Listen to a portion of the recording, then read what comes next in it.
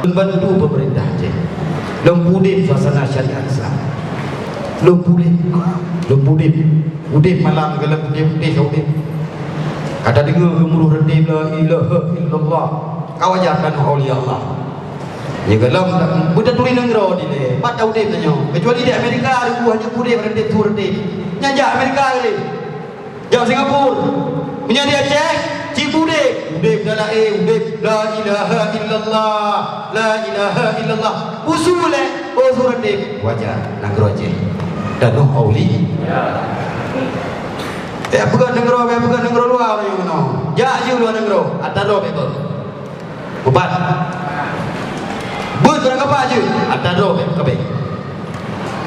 Danyo danyo seluruh arwah-arwah korban tsunami, korban konflik, para syuhada yang dalam bumi Aceh.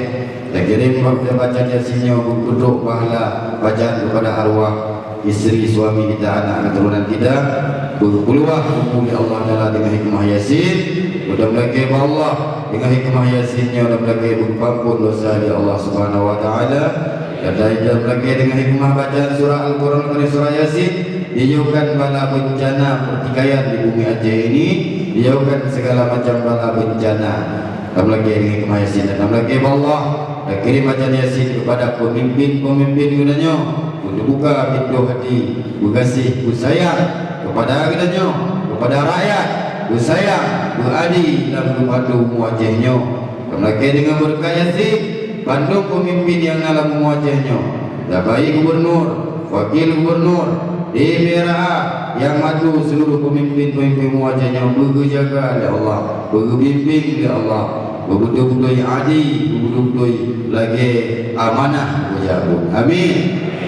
Taqabbalallahu minkum minna wa minkum taqabbalallah. A'udzu billahi minasy syaithanir rajim. Bismillahirrahmanirrahim.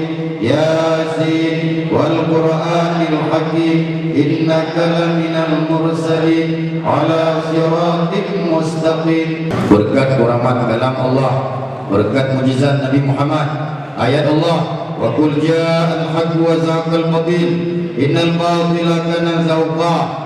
Bulahi yang hak, bulanya yang batil. Segala kebatilan, kemunafikan, kemusyrikan, kedengkian, iri hati, khianat, hasad, fitnah kepada agama Islam, kepada umat Aceh, kepada